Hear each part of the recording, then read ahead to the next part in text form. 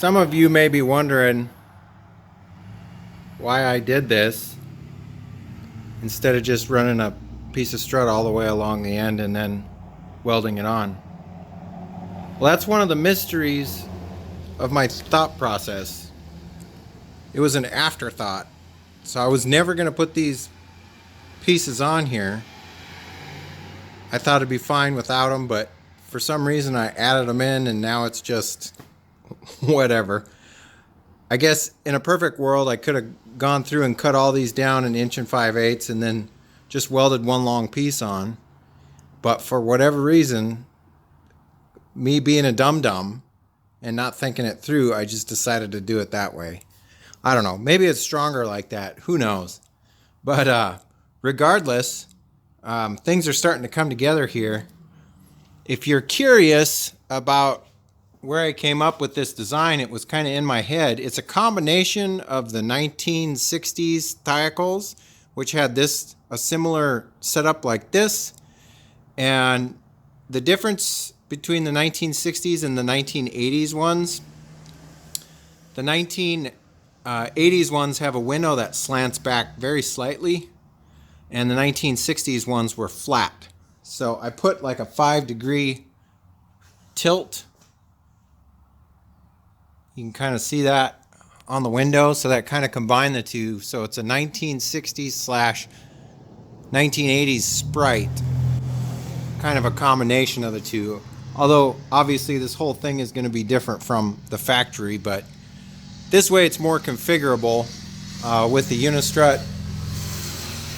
Bob was commenting that I'm building an adult erector set, which kind of makes sense because, yeah, once everything's all put together, I'm going to have multiple attachment points throughout the entire cab.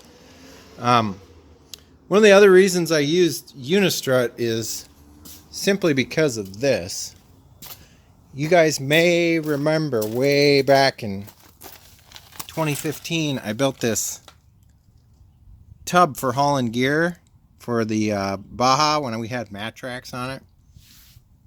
But I cut up a bunch of strut and welded it together, and I didn't put any coating or paint or anything on it, on this section at least. And it's been sitting out here for 5+ years. And look, I mean, it's just barely, I can rub that rust off with my fingers. So whatever metal they use to make Unistrut is highly resistant to rust. And this is the same wire that I'm using in the welder. So that kind of gives you an idea of why I'm using the Unistrut now. That's exposed to the weather for 5 years. This is going to be inside. All of this will be contained inside the cab. So even if moisture gets in there, I doubt it's going to do very much, if anything at all. I will have to go down the rail here and hit it with some flat black once I'm done doing all the work on it. But I think everything's coming together really well. I ended up, the front cab part here is going to be, the way it sits right now, it's 6 foot 9 inches tall. 6 foot 9.5 actually off of the ground. But what I plan on doing is the next brace that I run up, which will probably be out here somewhere, we're going to go up 2 inches.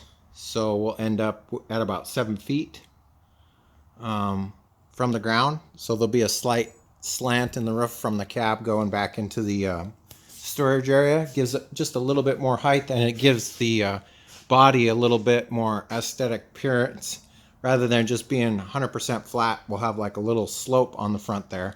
And maybe I'll put a solar panel in that area, and I can still get it in the garage, because the garage is like 7 foot 4 inches. So once the tracks are on it, that's it. Nothing can go on the back part of the cab here if I ever want to get him back in the garage. So not that he's going to stay in here, but just a thought process. If I ever want to work on him, got to be able to get him back in here. So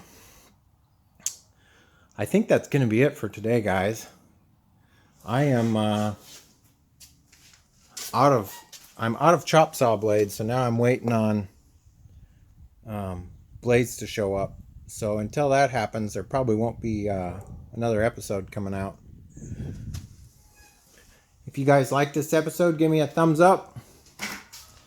If you're not subscribed yet, I'd love to have you as a subscriber.